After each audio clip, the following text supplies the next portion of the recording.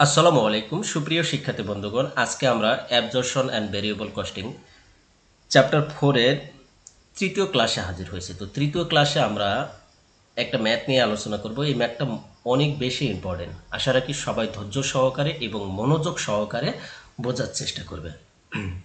তো কি বলা আছে দেখো, BSRM company is comparing its present absorption costing practice with variable costing method। ঠিক আছে, তাহলে অ্যাবজর্পশন কস্টিং প্র্যাকটিস করছে আর সাথে সে ভেরিয়েবল কস্টিং মেথডটাও প্র্যাকটিস করছে। An examination of its produce the following information. তাইলে কি দেওয়া আছে দেখো, এখানে কি কি প্রডিউস করছে বা কি ইনফরমেশন দেওয়া আছে। বাজেটেড প্রোডাক্ট দেওয়া আছে 45,000 ইউনিটস। তাহলে বাজেটেড প্রোডাক্ট এটা, ঠিক আছে। তাহলে প্রোডাক্ট বাজেট আছে 45,000 unit. Budgeted fixed factory overhead দেওয়া আছে 85,000 টাকা, ঠিক আছে, 85,000। Fixed marketing and administrative expense দেওয়া আছে 25,000 টাকা। সেলস প্রাইস পার ইউনিট মানে প্রতি ইউনিটের বিক্রয় মূল্য 15,000 টাকা, ঠিক আছে। Standard variable manufacturing cost per unit, অর্থাৎ variable manufacturing cost per unit প্রতি ইউনিটের জন্য পরিবর্তনশীল ব্যয় যেটা বা নমনীয় ব্যয় যেটাকে বলা হয়, ঠিক আছে, সেটি হলো 60 টাকা প্রতি ইউনিটে। Variable marketing expense per unit 2 টাকা প্রতি ইউনিটে, ঠিক আছে। তাহলে for the year the following data R available. তাহলে কি কি আছে, অ্যাকচুয়াল প্রোডাকশন 35,000, আমার বাজেট ছিল 45,000 ইউনিট প্রডিউস করার কথা ছিল বাজেট, যে আমরা এই বছর 45,000 ইউনিট প্রোডাক্ট প্রডিউস করব, বাট আমরা প্রডিউস করতে পারছি 35,000, ঠিক আছে। তো এখন আমাদের বিষয়টা হলো এই যে আমরা যে ফিক্সড ফ্যাক্টরি ওভারহেড রয়েছে বা মার্কেটিংয়ে ফিক্সড যে কস্টগুলো রয়েছে, এটা আমরা এই 45 দিয়ে ক্যালকুলেশন করব না 35 দিয়ে ক্যালকুলেশন করব, এটা কিন্তু আমাদের চিন্তার বিষয়, ঠিক আছে। এই জন্যই আমি এই অঙ্কটা ইম্পর্টেন্ট বলেছি, ঠিক আছে। তো আশা রাখি তোমরা ক্লাসটাকে এনজয় করবে। অ্যানুয়াল সেলস ইউনিট দেওয়া আছে 34,000। তাইলে প্রডিউস করছি 35,000 ইউনিট আর সেলস করছি 34,000 ইউনিট, তারা মানে 1,000 ইউনিট আমার হাতে রয়ে গেছে। ফিনিশ গুডস ইনভেন্টরি জানুয়ারি 1, তার মানে আমার ওপেনিং ইনভেন্টরিও ছিল কত, 1200 ইউনিট। তাহলে খেয়াল করে দেখো, 1200 ইউনিট ওপেনিং ছিল আর প্রডিউস করছে 35,000 ইউনিট, তাহলে টোটাল হলো 36,200 ইউনিট। এর মধ্যে আমি 34,000 ইউনিট সেলস করছি, তাহলে হাতে রইল কিন্তু 2,200 ইউনিট। হ্যাঁ, unfavourable variance from standard cost 7,000 টাকা, এই যে আনফেভারেবল আছে, ঠিক আছে। তো আনফেভারেবল আর ফেভারেবল কস্ট থাকলে আমাদের কি হবে, এই অঙ্কগুলো কিন্তু খুব ইম্পর্টেন্ট। এখানে দুইটা জিনিস, ফেভারেবল আনফেভারেবলের একটা আইটেম রয়েছে, আর একটা হলো বাজেটেড ইউনিট আর অ্যাকচুয়াল ইউনিটের মধ্যে একটা ডিফারেন্স রয়েছে। এই দুইটা কারণে এই অঙ্কটা খুব বেশি ইম্পর্টেন্ট, আমি এই জন্যই বলছি এই দুইটা অঙ্ক ইম্পর্টেন্ট। তো রিকোয়ারমেন্ট কি বলছে আমাদের দেখো, রিকোয়ারমেন্ট বলছে prepare an income statement under variable costing. তাহলে ভেরিয়েবল কস্টিংয়ে আমার ইনকাম স্টেটমেন্ট করতে হবে, তারপর prepare an income statement under absorption costing. Okay, আমরা ভেরিয়েবল কস্টিং আর অ্যাবজর্পশন কস্টিং দুইটা মেথডেই আমরা ইনকাম স্টেটমেন্ট করব। তার আগে আমাদের কিছু কি করতে হবে, ক্যালকুলেশন করে নিতে হবে। আচ্ছা, ক্যালকুলেশন না করে আমরা সরাসরি এখানে করে দিছি, তো আমরা সরাসরি করার মধ্যে ক্যালকুলেশনগুলো বুঝে নিব। হ্যাঁ, তাহলে প্রথমে আমরা ভেরিয়েবল কস্টিং মেথডে ইনকাম স্টেটমেন্ট করব। তো ইনকাম স্টেটমেন্টে আমার প্রথমে কি করতে হবে, সেলস রেভিনিউটা আমাকে বের করে নিতে হবে। তাহলে সেলস রেভিনিউ, আমার সেলিং ইউনিট কত, 34,000 ইউনিট, আর সেলিং প্রাইস পার ইউনিট কত দেওয়া আছে, 15,000। তাহলে 34,000কে 15 দিয়ে গুণ করলে আমার রেজাল্টটা কিন্তু বের হয়ে যাবে। তাহলে সেলস কত বের হলো, এখানে আমরা একটু দেখাই দিই এটা। হ্যাঁ, এটা হলো 34,000 গুণন 15, তাইলে আমার বের হবে 5,10,000 টাকা, ঠিক আছে। এখান থেকে আমাকে কি করতে হবে, লেস করতে হবে variable cost of goods sold, যেহেতু আমরা ভেরিয়েবল মেথডে করতেছি, এই জন্য variable cost of goods sold less করতে হবে। তাহলে দেখো, এই যে ওপেনিং ইনভেন্টরি কত আছে, 1,200 ইউনিট, তাহলে এটা কত টাকা করে ধরতে হবে, এই যে variable manufacturing cost per unit যেটা দেওয়া আছে সেটা দিয়ে গুণ করতে হবে। তাহলে কত টাকা দেওয়া আছে? 60 টাকা দেওয়া আছে। তাহলে এই 1200-র সাথে 7 দিয়ে গুণন করলে আমার কত হবে? 8400 টাকা হবে। ঠিক আছে, এরপরে অ্যাড করতে হবে ভেরিয়েবল ম্যানুফ্যাকচারিং ওভারহেড। ঠিক আছে, ভেরিয়েবল ম্যানুফ্যাকচারিং ওভারহেড যেটা সেটা। তাহলে এই যে ওভারহেডটা কোনটা হবে? এই যে প্রডিউস করছে কত? 35,000 ইউনিট, এটার সাথে এই variable manufacturing cost per unit যে 60 টাকা রয়েছে এটা গুণ করতে হবে। তাহলে 35,000 গুণন 7 সমান কত হবে? 2,45,000। তাহলে এই 8,400 আর 2,45,000 যোগ করলে আমার রেজাল্ট আসে কত? 2,53,400। এখান থেকে ক্লোজিং ইনভেন্টরি আমাকে মাইনাস করতে হবে। তো ক্লোজিং ইনভেন্টরি আমরা কিভাবে পাইলাম খেয়াল করে দেখো, এখানে আমাদের ওয়ার্কিংটা মনে হয় এই যে ক্লোজিং ইনভেন্টরি ওয়ার্কিং করে দিয়েছে, opening plus produce minus salt. তাহলে ওপেনিং কত আছে? 1200, প্রডিউস করা হয়েছে 35,000 ইউনিট আর সল্ট করা হয়েছে 34,000 ইউনিট। এটা ক্যালকুলেশন করলে 2,200। হ্যাঁ, এই 2,200-র সাথে 7 গুণন করব, করলে 15,400 হবে। এবার 2,53,400 থেকে 15,400 মাইনাস করলে 2,38,000 হয়। এইবার এই 5,10,000 থেকে 2,38,000 মাইনাস করলে আমার 2,72,000 টাকা হবে। এটি হলো গ্রস কন্ট্রিবিউশন মার্জিন। এখান থেকে ভেরিয়েবল মার্কেটিং এক্সপেন্স মাইনাস করতে হবে। খেয়াল করে দেখো, মার্কেটিং এক্সপেন্স কিন্তু পার ইউনিট দেওয়া আছে 2 টাকা করে। এখন আমার কথা হলো 35,000-এর সাথে গুণ করব না 34,000-এর সাথে গুণ করব? মার্কেটিংটা কার সাথে সম্পৃক্ত বলো তো? মার্কেটিংটা সেলসের সাথে সম্পৃক্ত। তো সবসময় মার্কেটিং এক্সপেন্সটা সেলস ইউনিটের সাথে গুণ করবা, বুঝতে পারছো?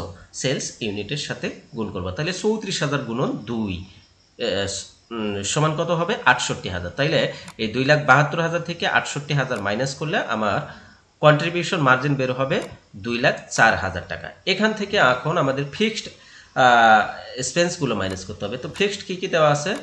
ফ্যাক্টরি ওভারহেড দেওয়া আছে আর মার্কেটিং অ্যান্ড অ্যাডমিনিস্ট্রেটিভ ওভারহেড দেওয়া আছে, এটা মাইনাস করবো। তাহলে fixed expense, factory overhead, marketing and administrative overhead, এই দুইটা যোগ করলে 85,000 আর 25,000 যোগ করলে 1,10,000 হয়। এই 2,04,000 থেকে 1,10,000 মাইনাস করলে 94,000 টাকা হয়। এটি হলো আমার নেট ইনকাম ভেরিয়েবল কস্টিং মেথডে। এরপরে আমার কি করতে হবে? অ্যাবজর্পশন কস্টিং মেথডে আমার ইনকামটা বের করতে হবে। তো অ্যাবজর্পশন কস্টিং মেথডে ইনকাম বের করার জন্য আমাকে প্রথমে অ্যাবজর্পশন কস্টিং পার ইউনিটটা বের করে নিতে হবে। তাইলে আমরা একটু ক্যালকুলেশনে চলে যাই।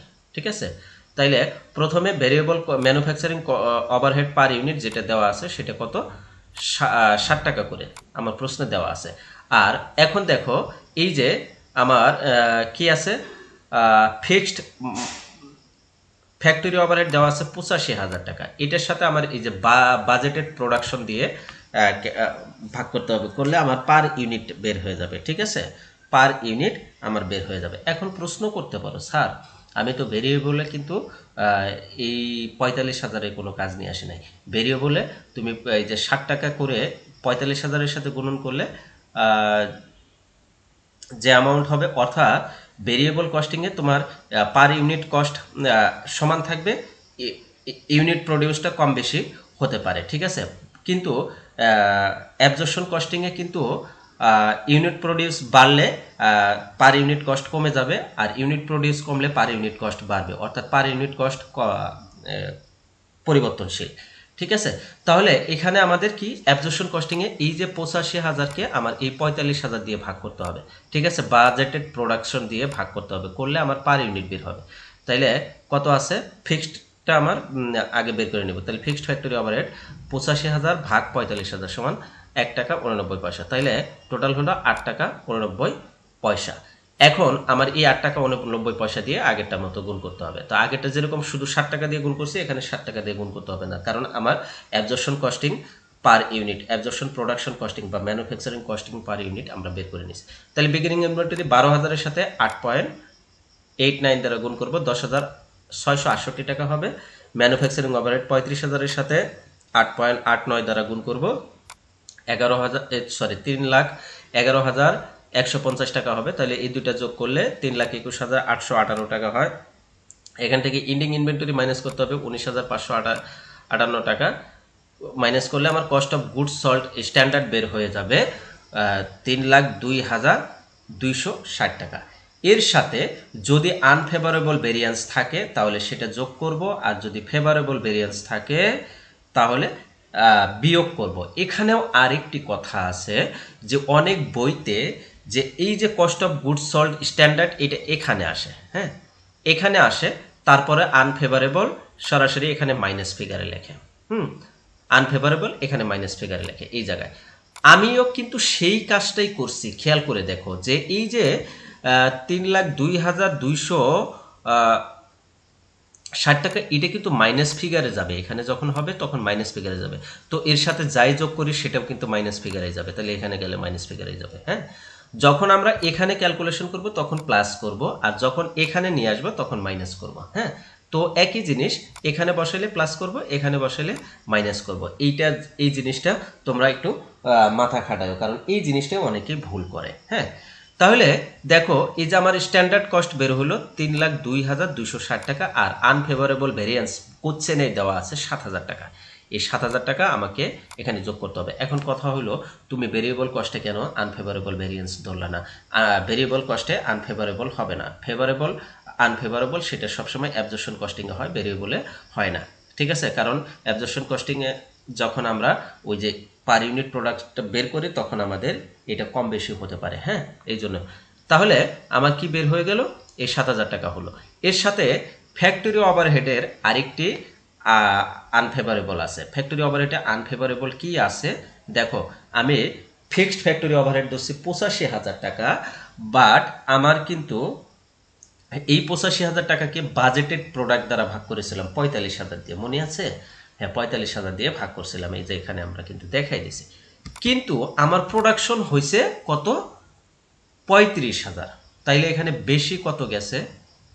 হ্যাঁ, এখানে কিন্তু আমার ৩৫,০০০-এর সাথে যদি অ্যাডজাস্ট করি তাহলে কিন্তু আমার আনফেভারেবলটা এখানে রয়ে যায়। তাইলে এই ৮৫,০০০ থেকে ৩৫ গুণন 1.89 করলে যেটা হবে সেটা বাদ দিলে যে অ্যামাউন্টটা বের হবে সেটা হলো আনফেভারেবল। অর্থাৎ এইটা আমাদের কি করা হয়েছে, এখানে এই কস্টের সাথে কম নেওয়া হয়েছে। ঠিক আছে, কারণ আমার প্রডিউস হয়েছে তো ৩৫,০০০, বাট আমি ওখানে ক্যালকুলেশন করে নিছি ৪৫,০০০-এ, তাইলে কিন্তু আমার এই ১০,০০০ ইউনিটের কম হয়ে গেছে। ঠিক আছে, এই জন্যে আমাকে কি করতে হবে, এই ৮৫,০০০ থেকে ৩৫,০০০ গুণন 1.89 যেই অ্যান্সারটা হবে সেটা মাইনাস করতে হবে। তো ৮৫,০০০ থেকে এটা মাইনাস করলে ১৮,৮৫০ হয়। এখন এই তিনটা যোগ করব, করলে ৩,২৮,১১০ টাকা হবে। এইবার ৫,১০,০০০ থেকে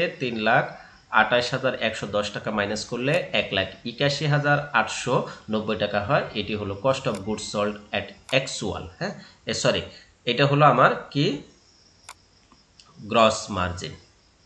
ঠিক আছে, এটা হলো আমার গ্রস মার্জিন বা গ্রস কন্ট্রিবিউশন, গ্রস কন্ট্রিবিউশন বলতে পারো বা গ্রস মার্জিন বলতে পারো, যেটা বলো, হোয়াট এভার। হ্যাঁ, এরপরে আমাকে যেটা করতে হবে সেটা হলো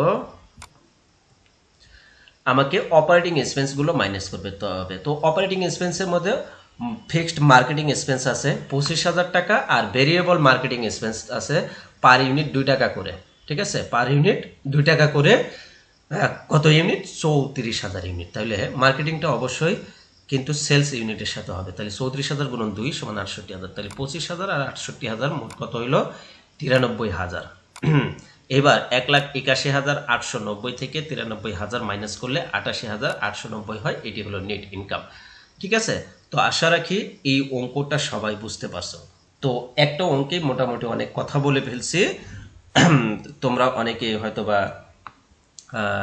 একটু টায়ার্ড ফিল করছো বা একটু বুঝতে প্রবলেম হচ্ছে। যাই হোক, আমি পরে আরেকটা অঙ্ক বাড়াচ্ছি না। ঠিক আছে, আজকে এই একটা অঙ্কের মাধ্যমে এই ক্লাসটা শেষ করছি।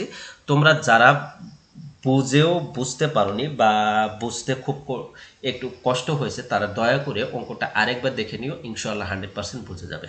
সে পর্যন্ত সবাই ভালো থাকো, সুস্থ থাকো, দেখা হচ্ছে পরবর্তী কোনো একটা ক্লাসে।